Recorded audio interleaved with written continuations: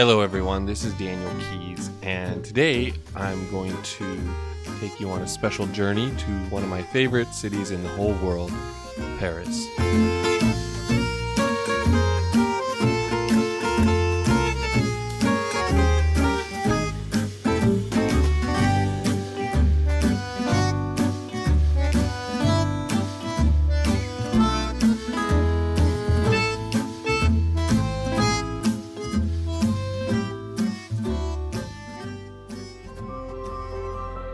There's something that is kind of magical about this particular city.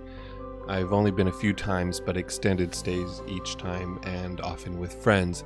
And we always have such a good time. Of course, we paint and enjoy the scenery. But there's a particular charm to Paris, and I'm happy to be showing you this demonstration.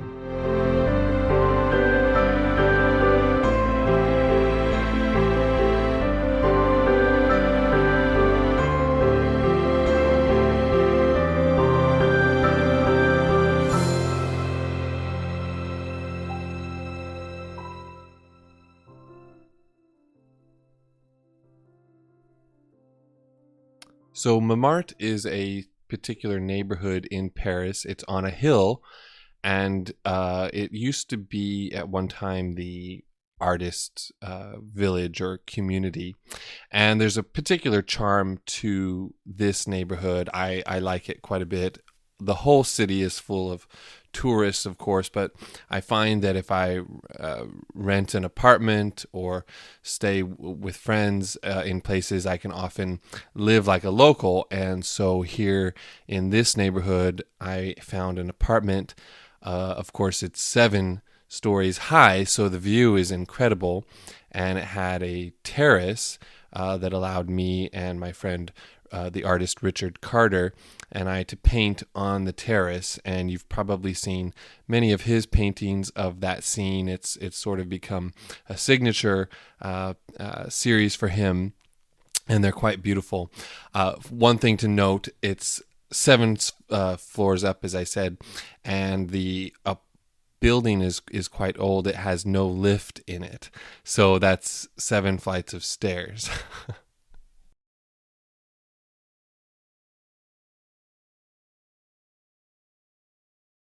The thing unique to this video, apart from the other downloads, is that it's a limited palette.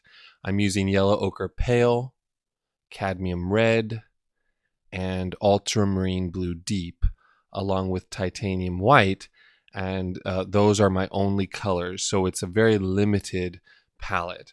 And it's similar to, perhaps you've heard of the Zorn palette, what people refer to as the Zorn palette, but instead of ivory black, I'm using ultramarine blue deep. And I find that many of my landscapes are often using these 3 colors. These are my primaries, the yellow, red, and blue, using white simply to modify the value.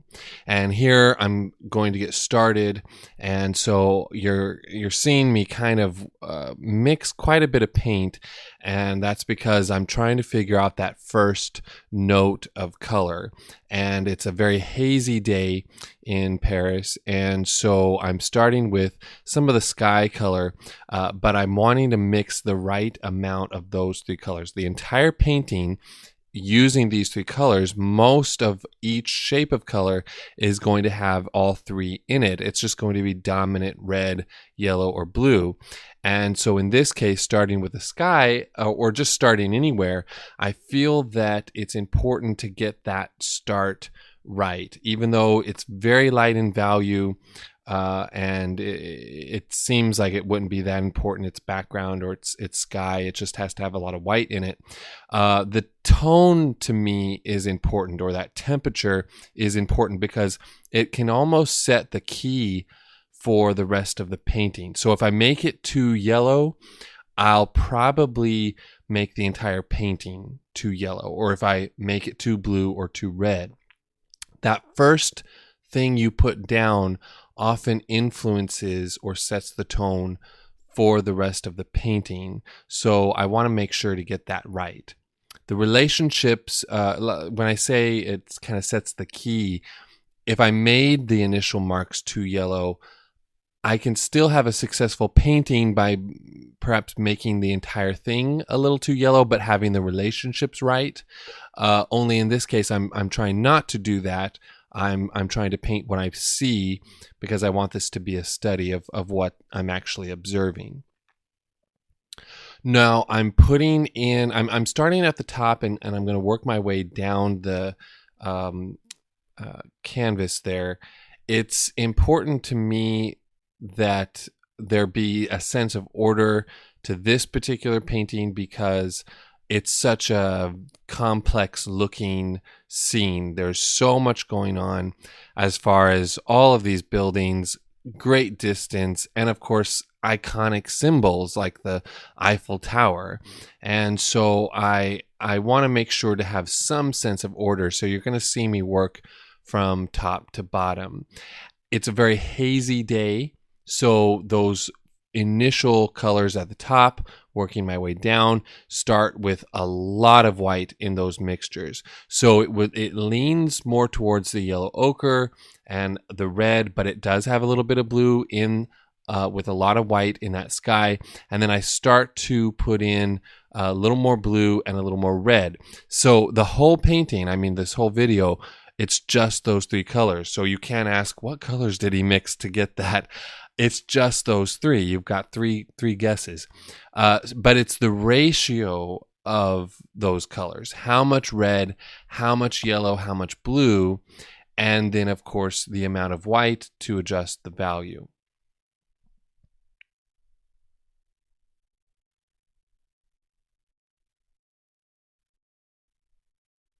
I'm doing mostly vertical strokes.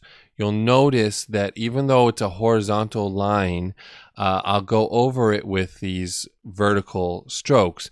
That's for two reasons. First of all, most of the time, the way that the painting is lit, the vertical strokes will produce less glare for viewing. It's those horizontal ones that catch the most glare because in most cases, a painting is lit from overhead.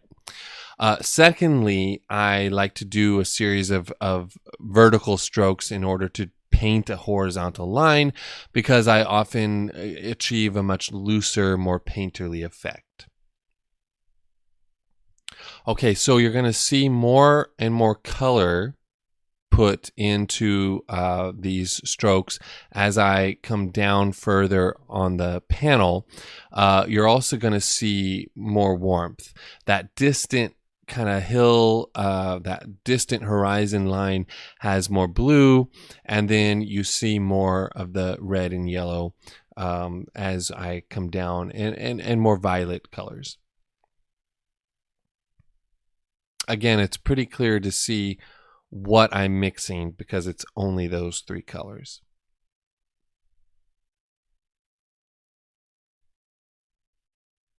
Now, I'm certainly not going to paint every building that I see and zoom in. It's hazy. I want it to look hazy. I want to create the sense of that depth. And so I'm not going to put more detail in than what I can actually see. There is an advantage to painting the way that I am right now. I'm using just a soft filbert brush, but it's kind of old and it's creates not a very neat stroke. But I'm not covering the entire canvas. I'm just sort of dry brushing it on. I'm not using any medium or even any solvent at this point. I'm just using paint as it comes from the tube, and I'm leaving some of that white underneath because as we're creating the look of all these buildings in the distance, I find that having the texture of the canvas, having some of the canvas showing underneath these colors, aids in creating the illusion of all these buildings. Some windows or rooftops glisten a little bit. They might be warmer or cooler or lighter. And in some cases, they have that white glistening kind of effect. And so just using the canvas itself underneath, leaving some of it exposed helps to create that illusion.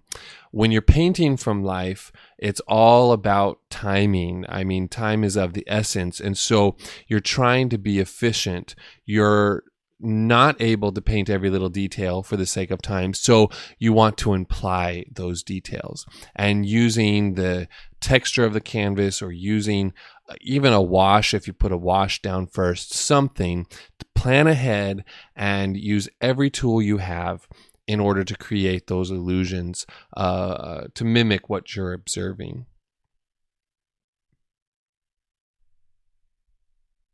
Okay, so putting in what is really the most iconic part of the painting. It's not necessarily the focus, although for some I suppose it would be, but it is prominent, and it's just prominent in this scene. I mean, in real life, the buildings when they built Paris were very regulated as far as the height that they could go.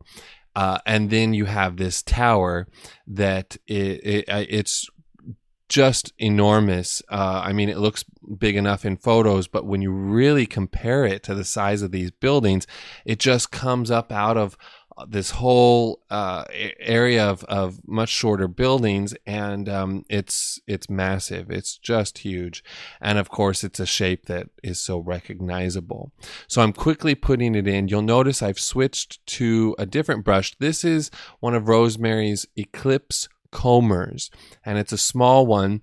I don't know the exact size. I get asked quite often now, what size brush is that? I think it's not a very useful question, because it's irrelevant. You use the size brush that you need for that time, and only you can assess the shape and the size of the brushstroke that you want. So knowing the size that an artist is using is not really a helpful question. But anyway, I like these comber brushes because they create a very soft, sort of fragmented brushstroke. I say fragmented because the hairs fray a little bit, and they're a couple of different lengths. That's why they're called combers, Combers, and they create a soft kind of feathery look. Now, because I'm painting something that's in the distance, I want these softer edges. It's a hazy day, so the edges are softened all the more. And the value that I'm putting in here, it also mimics that look of it being at a great distance. If I make those buildings, or if I make the tower too dark, it will appear as though it's closer to us than it really is. You'll notice that as I'm painting that particular area, those distant buildings, I'm constantly softening. I'm not necessarily blending. I don't want to overwork the area. I just want to create the soft look of buildings in the distance.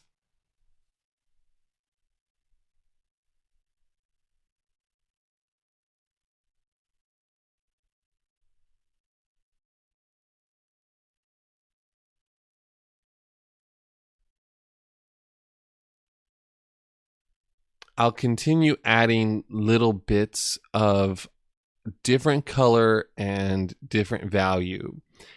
It almost doesn't matter, as long as it's very random looking and a variety of color and slight variety of value, but not so drastic that something stands out. A lot of squinting is done, well, in every painting that I do, but in something like this, I'm constantly squinting down as I look at the subject, because I don't want to misinterpret or misread something as darker than it really is or lighter than it really is. I want to see how all of these things relate. And you can see even now that just by keeping everything soft, keeping everything within a certain value range, not drastically changing it too much other than the tower, you can see I'm already creating the look of distant buildings. Distant buildings on an unclear day, a hazy kind of afternoon.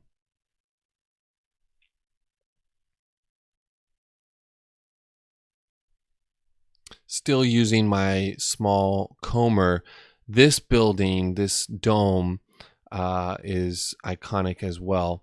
I believe it's the I don't want to get it wrong. I don't know if it's the Petit Palais or what it is. It's a beautiful building. And so the terrace of this apartment is just incredible. It's small, but it's large enough to set up a couple of easels on, and it affords about a 90-degree, maybe a little more than 90-degree view. You can see, or perhaps it's even more than that.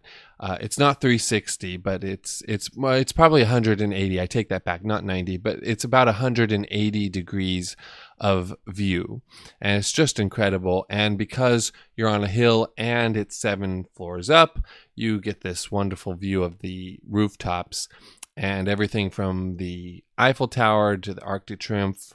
And then if you behind me would be Sacre-Cœur, the church that's on the hill.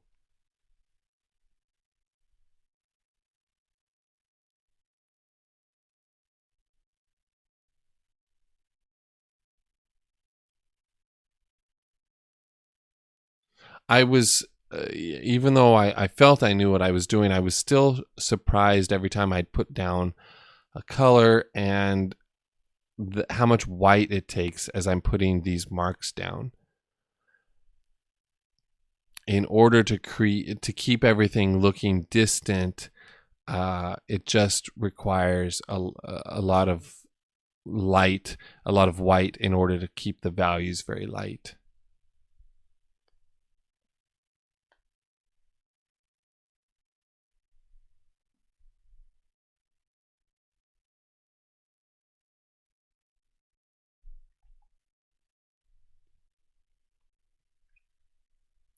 So many little marks. As I move down the canvas, the marks or the shapes of color will become larger, and then eventually they'll become more distinct as I start to develop the foreground rooftops.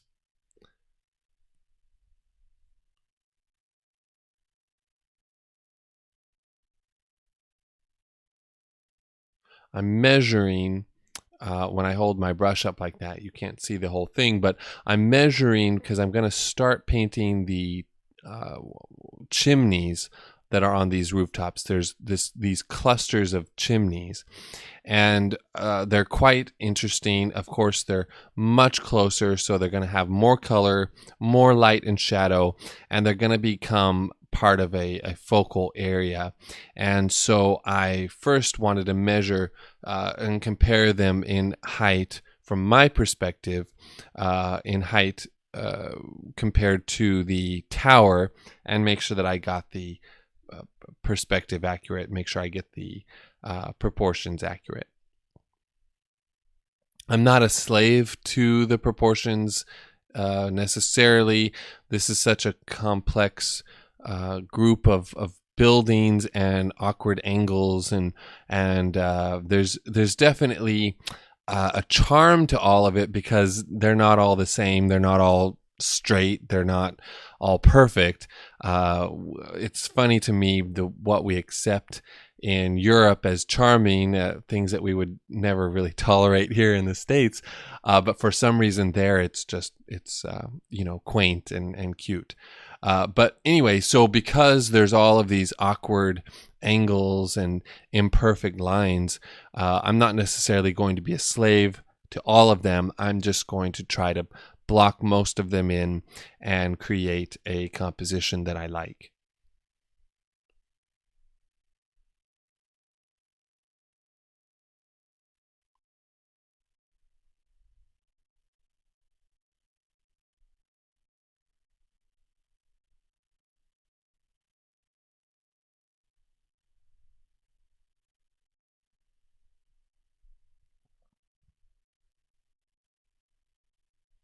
So I laid in the light colors for the lighter chimneys that are sort of in the middle ground, and then I'm darkening those colors using less white and going much warmer, I start to rely pretty heavily on the yellow ochre pale for the shadows.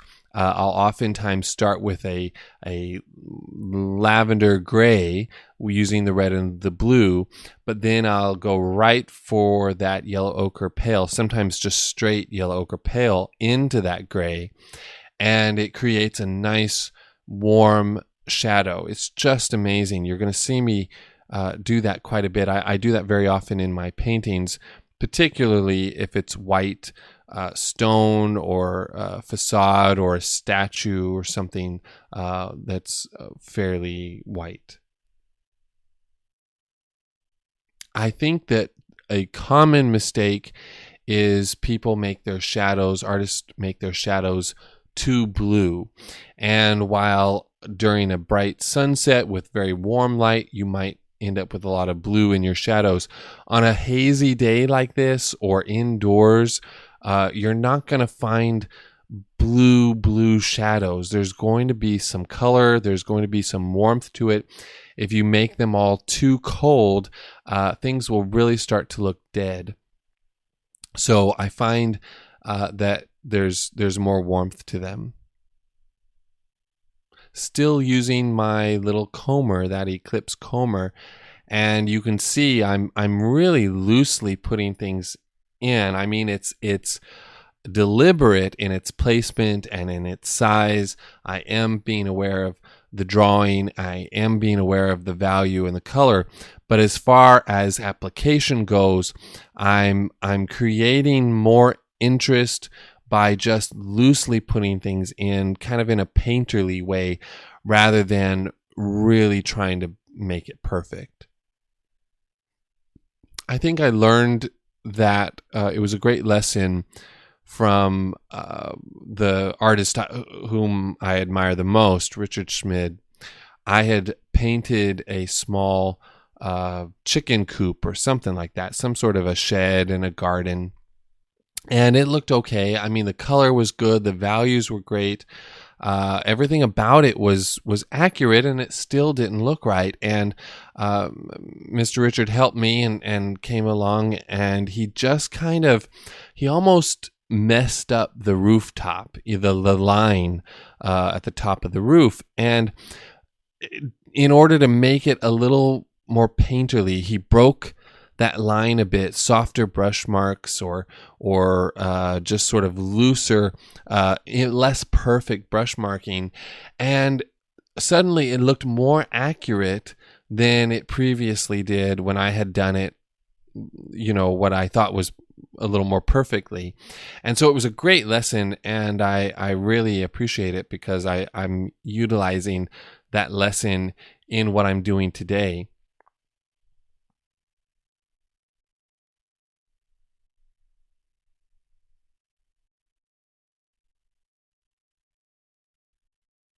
So I spend a lot of time painting around these white chimneys. One of the reasons they stand out is because the rooftops behind them are a little darker. Now, because it's just the three colors, it's just that I'm not introducing another color. It's just that areas like this have more blue and red in it. Those chimneys that are lighter, they have a little more yellow ochre in them, and of course more white. And so you're getting a contrast of value, and then of course a contrast of color or color temperature. And so things are able to stand out enough that they're distinct and you can recognize them.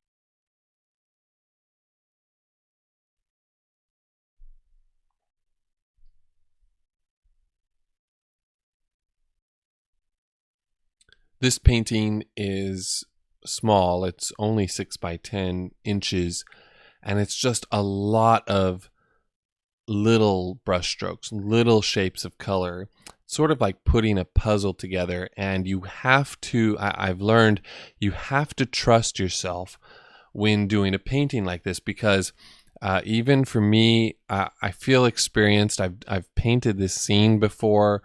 I've painted scenes like it before, and so you would think you would have a sense for it, but mostly I have to trust that I do know what I'm doing, because it's not until getting much closer to the end of a painting like this that I even feel that it's coming together. So many little shapes, so much information. I really have to trust and just keep going and not expect this to look like an amazing painting until the end, when I can be more satisfied with what I've done, seeing it all together. I've switched now to a slightly larger brush. Again, it's that filbert. I don't know what the material of it is. It's probably a synthetic or badger or something like that. But it's old, and it too is a little frayed, and I like that. I like my brushes to make interesting markings that aren't perfect, and it helps me be a little looser, a little more painterly, and a little less in control. It's just makes for a more interesting mark.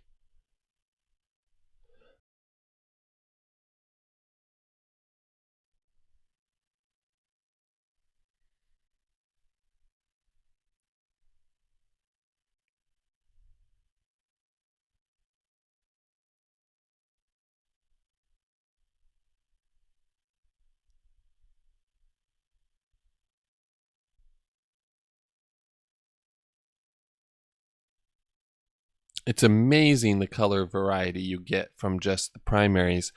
It's so important because I find that artists often struggle quite a bit with understanding color. And the students, of course, there's always the excuse that, oh, I'm not familiar with these colors on your palette. But if you were familiar with color, if you were just familiar with the primaries, everything is either red, yellow, or blue dominant.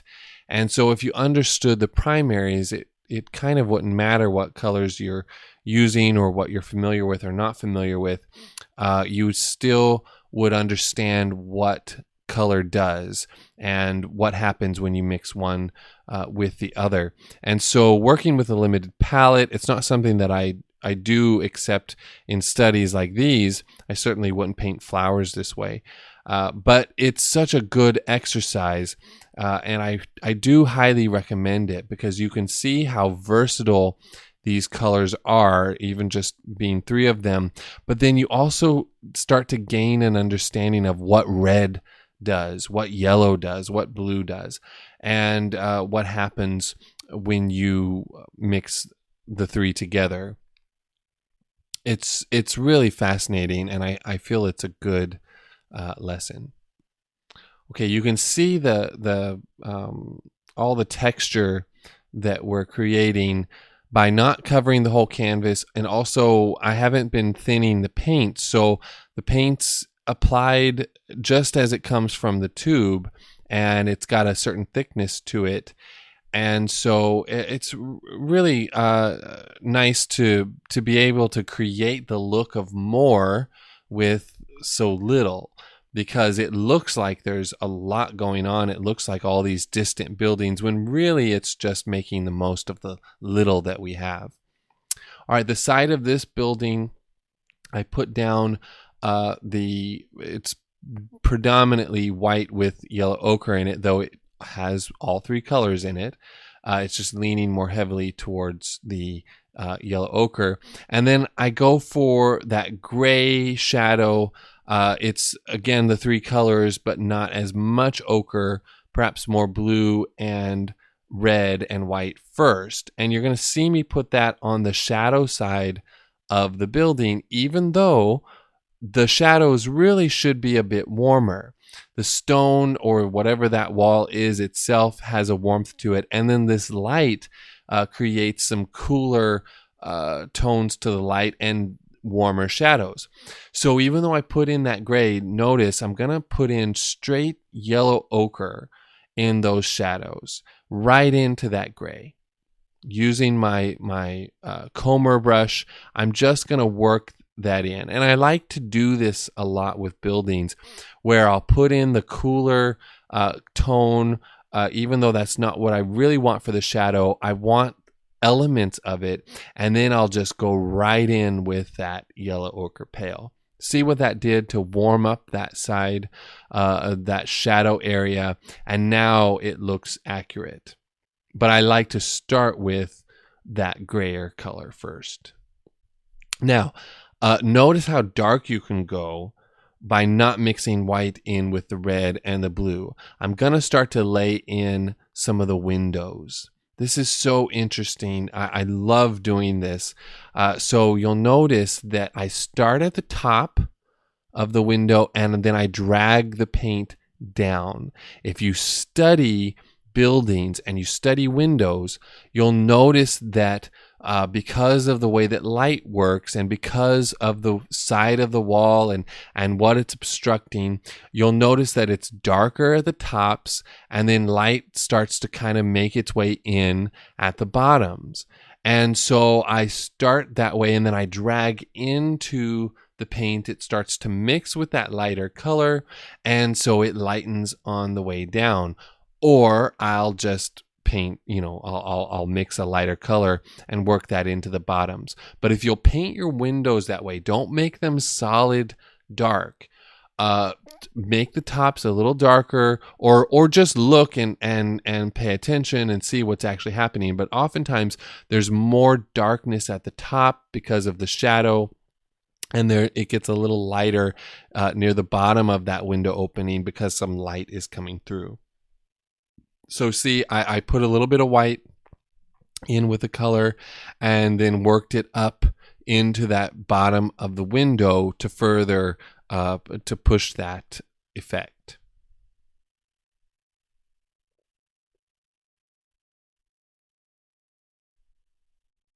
It's easy enough to do after you've laid in the wall color shapes of color, because you can just drag from top to bottom to get those windows.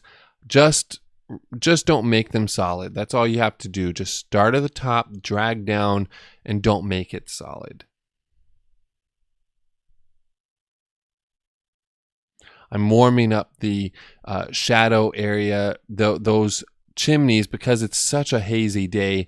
It's not causing a drastic cast shadow. It's just sort of like a soft shadow area. And so I warmed that up and darkened it around those chimneys.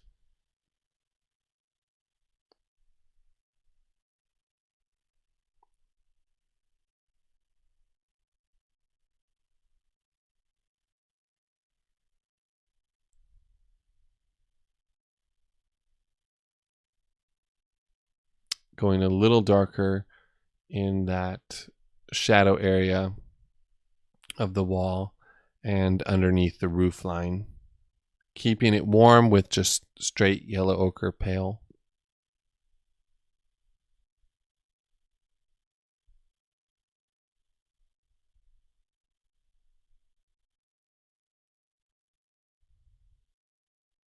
Getting a slightly harder edge there because that light wall is against the shadow side of a building or a rooftop behind it. I'll probably have to go a little lighter than that, but it still gives me a nice edge and will help to define some of that building.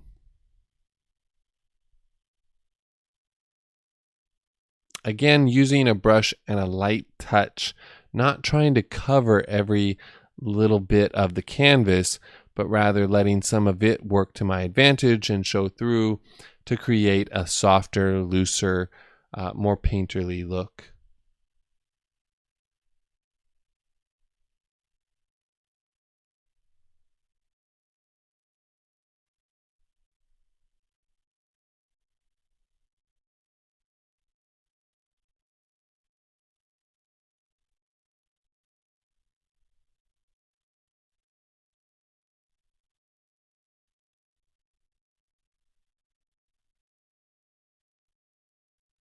putting some darker notes. Those would be distant windows. Notice that they're not, or they could be shadows of things, but notice that they're not as dark as the windows that I painted just a few minutes ago in this middle ground building. I'm implying that there's distance. As things get farther away, they should get a little lighter or even a little cooler.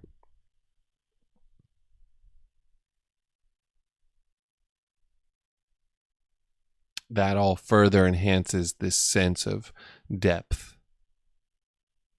And you can see as we move into the foreground, all of the colors get a little more saturated. Of course, they get a little darker, a little more contrast.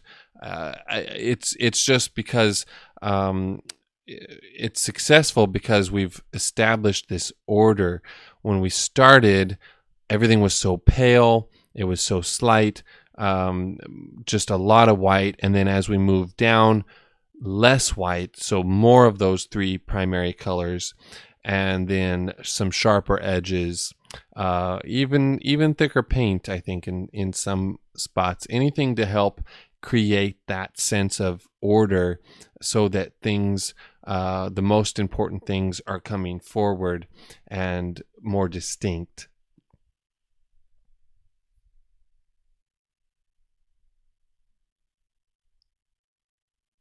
Okay, so that's the first bit that I put any little bit of solvent just to lay down some of that color, get it to move around.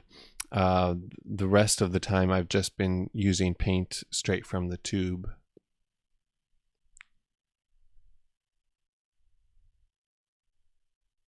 I don't over mix those three colors. I oftentimes will sort of have broken color. You can see as I put the brush down that there's little bits that seem a little more red or a little more blue, a little more yellow. It's because I don't over mix on my palette for something like this. I like there to be a bit of a broken color.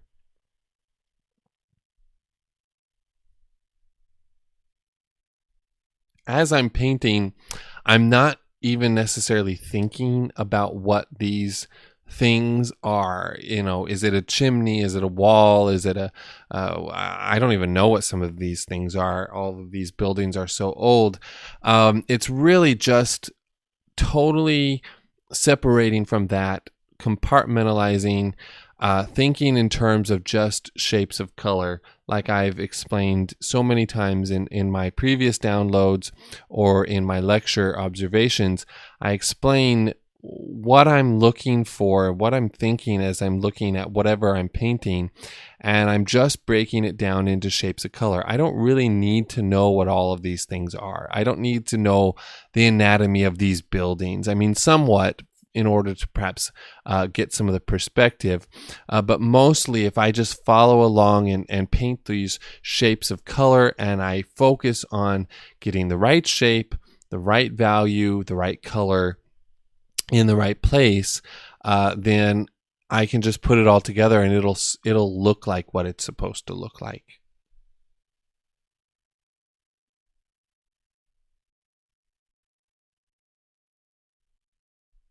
So the photograph or the video shot of the actual scene really lacks in an understanding of what the color is. And so I so recommend painting from life, because cameras simply cannot show you everything, and where they often fail is in value and in color.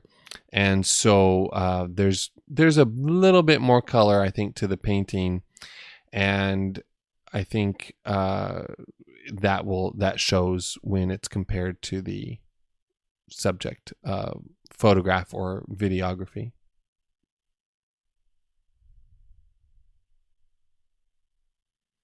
I'm measuring again just to get the angles.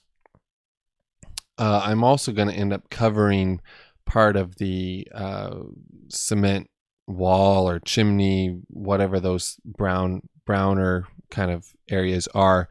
I'm going to cut into that with the roof. I've crowded some of the areas together in order to fit what I want on the canvas. And so I'm, like I said earlier on, I'm not a slave to everything that I'm seeing. I'm observing it, but then I'm making decisions based on my own preferences and certain things that I want to emphasize, certain things that I want to fit into the composition, I'll focus on, and sometimes I'll move things around.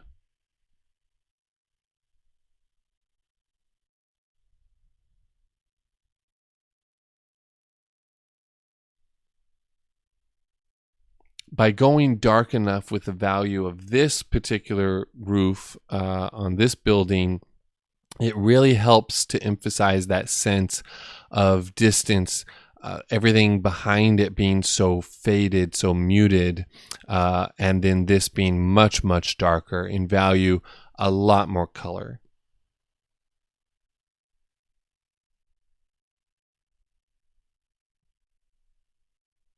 At this point of the painting, I'm not necessarily thrilled with it. I mean, there's not this sense of I'm creating this amazing painting. I'm just focused on the shapes of color and continuing to put in the little things that I see, the all these chimneys, all these little windows or angles, lights and darks, whatever detail I can find, anything that stands out to me. And I find that it's not till the end of a painting like this that I feel it's either a success or a failure. And so I say that because I think it's really important that you not quit too soon. There are times where you get a painting going and you immediately get something that you're after, but there are many times I think you have to keep laying in the big things in order to get to the small things, because it's those small details or nuances or little lights and shadows, little elements that can really pull the painting together in an amazing way. For instance, it's really this painting, so much of it relies heavily on these chimneys. And so you're going to see that though the windows are important, the roof lines and all of these things are important, the chimneys are those little details, those little shapes of color that somehow pull a painting like this together. So I encourage you when you're painting that you just you go as far as you need to in order to make the painting a success. Okay, so I've laid in that the blue dominant side of that rooftop, and now I'm going to start to put in the detail of the windows. So you'll notice I'm using that comber brush, but I'm putting down paint in layers, even though the paint is still wet. I'm able to drag one color into the next just by softly applying the paint. It also matters what brush I'm using.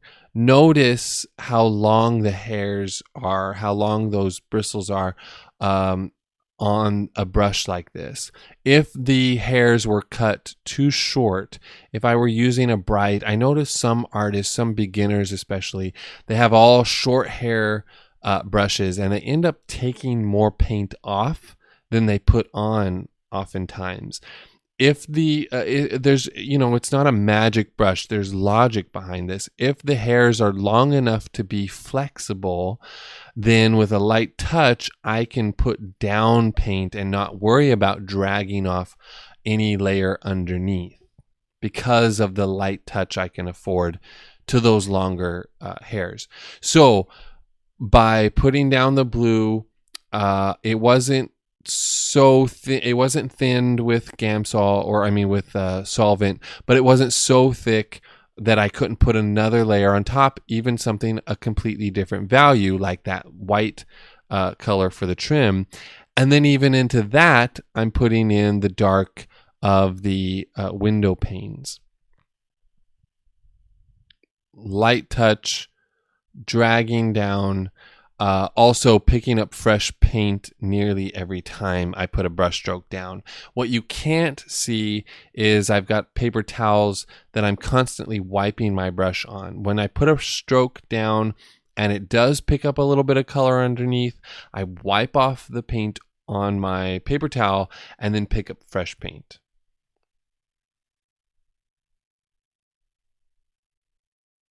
You can see how I'm just putting in little details here in the right spot, but loosely. And it just, if you get those values right and you get them in the right place, it starts to come together. I don't necessarily have to have it perfect. Not every line is totally straight or even or symmetrical. There's a certain amount of symmetry, but there's also a great deal of looseness, and it makes it look painterly.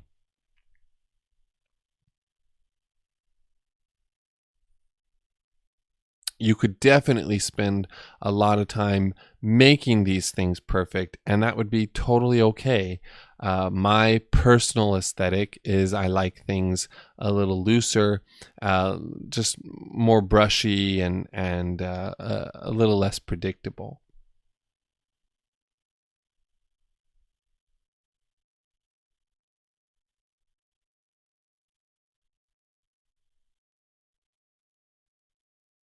Notice I'm making each window a little different. So even though they're three symmetrical windows, I'm trying to look for what makes each one a bit different. Is the window reflecting more green by mixing the blue and yellow? Does it have more red? Is it darker? Is it lighter?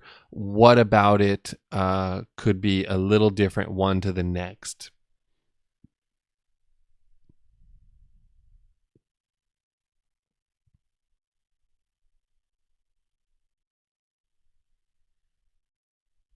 Of course, just beneath the small rooftops of these extending windows is the darkest part.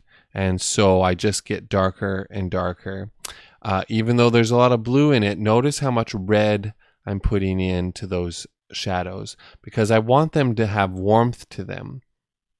Just like I would use the yellow ochre in that other building, I use a little bit of it here, but then I rely on some of the red into those darkest blues as well.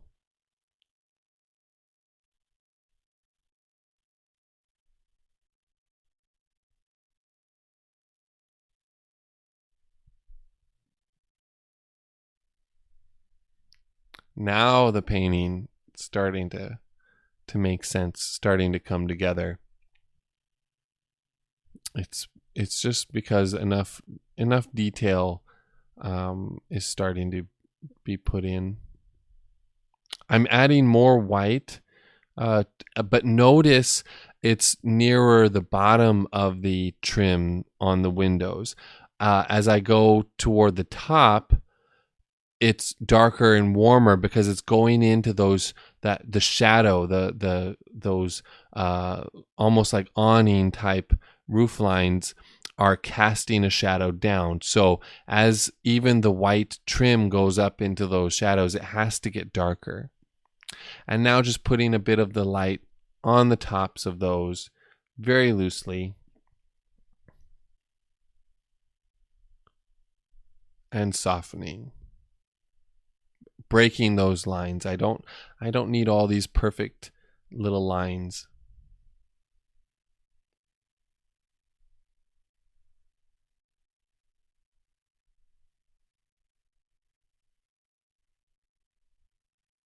I'm not even using a brush that's that small. I mean it's that filbert again, and I'm just putting in uh, even some of the details with it because I can't control it. It's keeping it loose, just laying things down efficiently.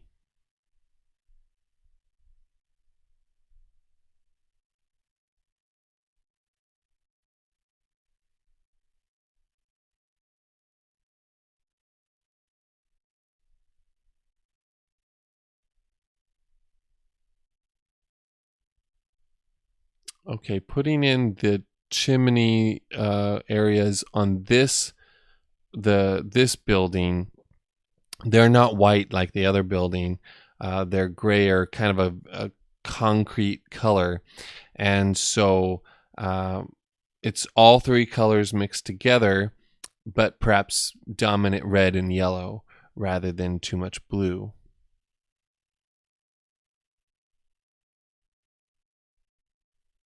I often will just loosely put things in like that, knowing that I'll carve around it a little bit later with the colors that go next to it, either the roof or the distant buildings or whatever shape of color goes next to it.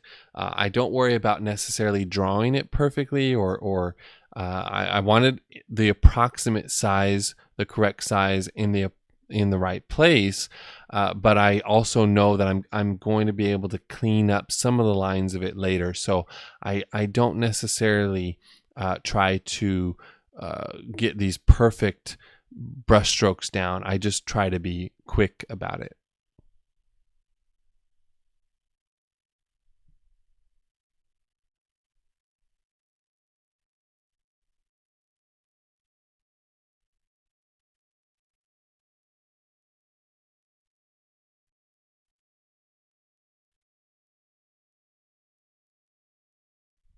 I'm blending in the roof color into the bottoms of those chimneys. They kind of blend into each other. They create a real softness, and I even did that a bit with those white chimneys where they have a gradation almost, and they just sort of blend right into the roof. Creates an interesting soft edge effect and makes it all a little cohesive. Now notice how warm I went there in the shadow. I put in more yellow and red into that gray than too much blue.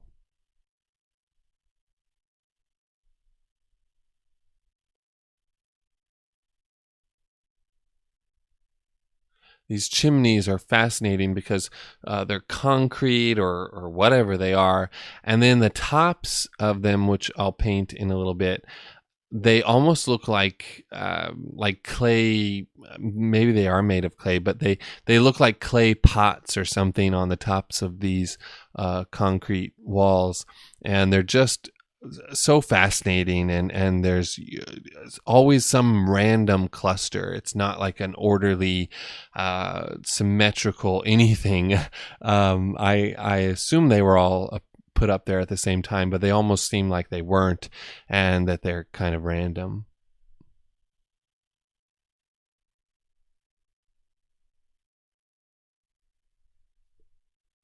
You wouldn't think that chimneys would be a focal point in a painting, but look at how much they pull the painting together.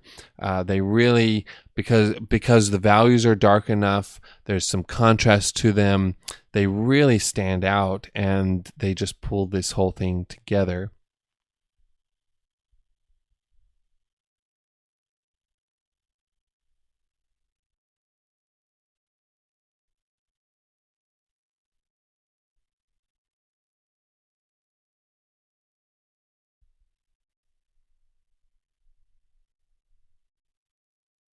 Okay, so for those, the tops of the chimneys, it's primarily red and yellow,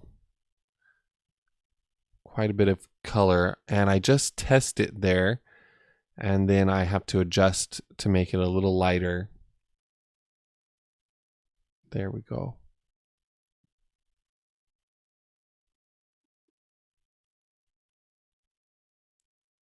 Just loosely putting those in. Because they're so random looking, I can add them where I want them even. I don't necessarily have to follow along. I can just put them where in the areas that I see them, of course, but then I could always add them where I want.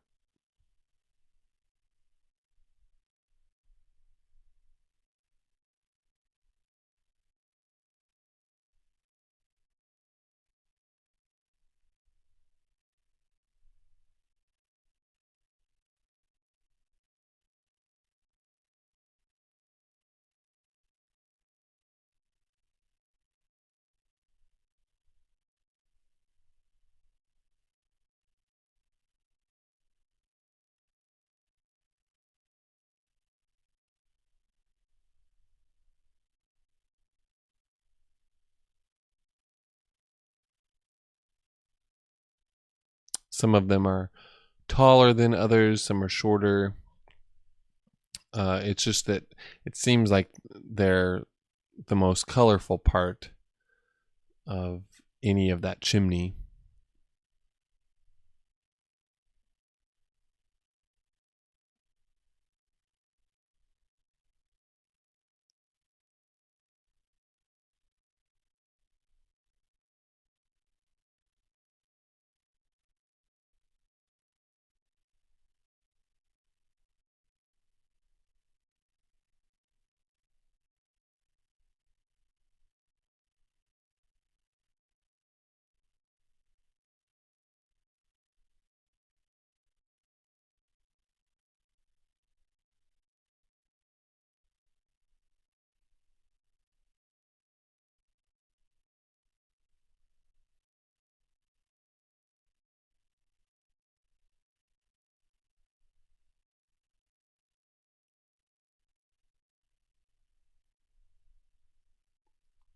Putting in a little more shadow underneath the rims or the edges of those chimneys. They kind of overlap themselves, and so again, I can get a nice kind of drag some color down in order to get a soft shadow. I'm just gonna correct the edge of this roof, getting some of the lines right. Now this roof and many of them have ridges. I don't necessarily paint the ridges, but I do imply it, and so I'll put I put some color down that gets a little darker, and then eventually I'll put a bit more light down as well. But I'm not going to paint perfect ridges. I'm just going to imply them. I think those are little satellites, rooftop satellites.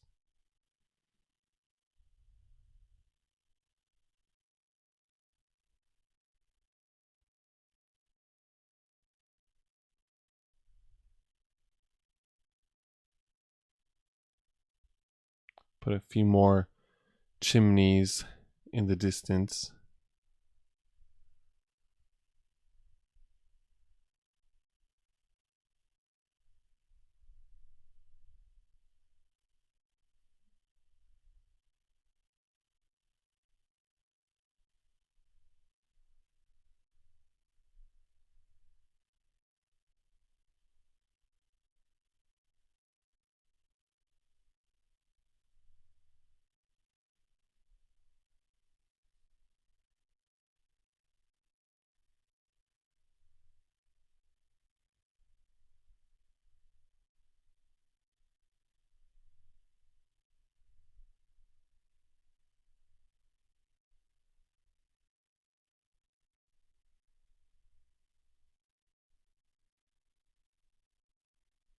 So at this point, I'm thinking of what else stands out to me as I look at the scene.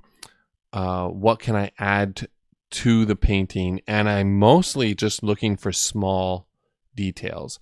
Obviously, the canvas is covered, so there are no major shapes of color remaining.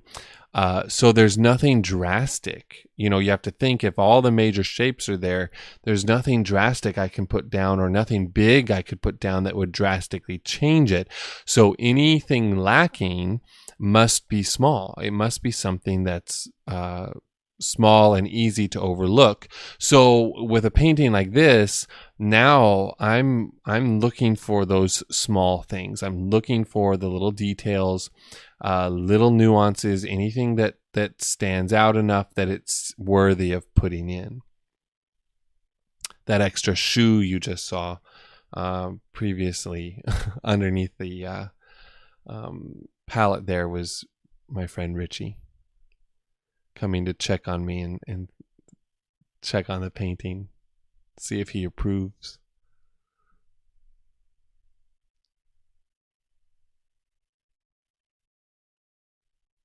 A little darker in that crevice there. There's two separate chimney blocks.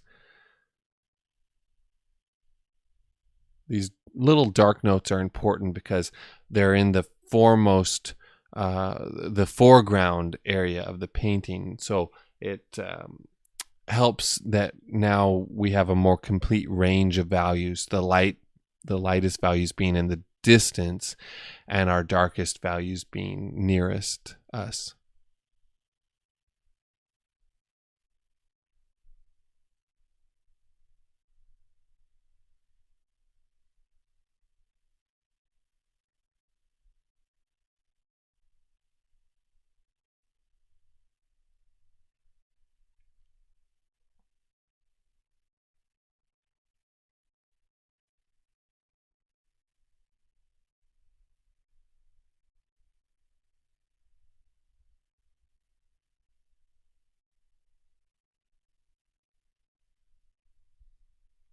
Little adjustments, little softening back to that comber brush. And I have those combers in every size. This is such a small painting. I only seem to be using a small sized one, but very, very helpful just to create those soft, kind of feathery looking marks.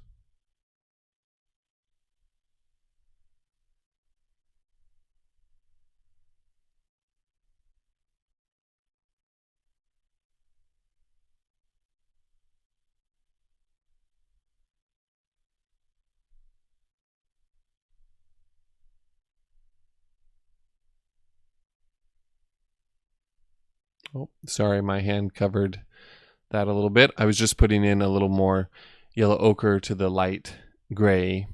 Uh, Everything that's on my palette is I mean, I'm not really mixing anything new anymore.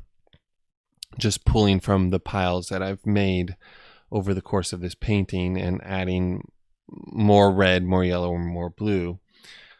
So I'm warming up the side of that particular chimney just a bit. And I'll put a little bit of light on some of those chimney tops. A little more color too.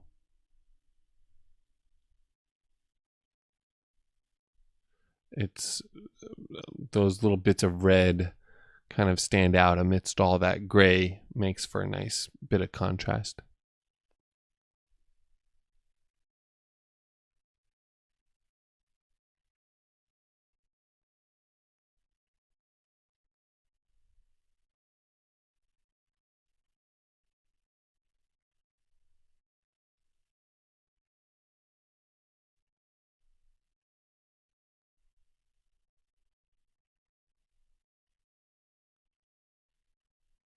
Going to add a little more light to the rooftop and adjust the color a bit. I noticed that these are kind of a funny color. They're obviously very blue, but they definitely have the other colors in them. There are parts that you start to think, oh, maybe it's green, so it has more yellow, or maybe it's purple, so it has some red in it. And it really has all of it.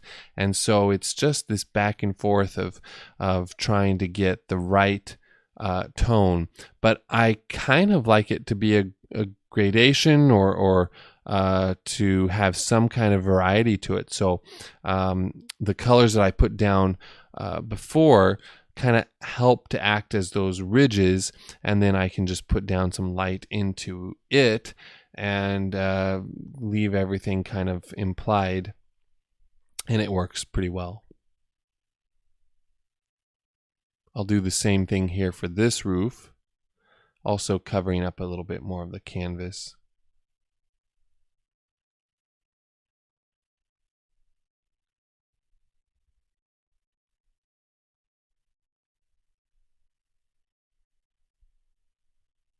Okay, this line is important. Do you see how I just put that down, it just defines the side of that roof. And those are the little things I'm talking about. I'm looking for those very small things because I've already done all the big shapes. So if something doesn't look right, I either need to change the big shapes, or in the case like with this painting, I have to look for those small things. So little adjustments or just little details that need to be added. And there's so many buildings, there's so many windows and chimneys and things going on in this, that the more of them that I add, the more complete this painting looks. Because that's really what this scene is about. It's about all of the multiples, all of the chimneys and the windows and the rooftops, and just this sense of a crowded but old and charming city.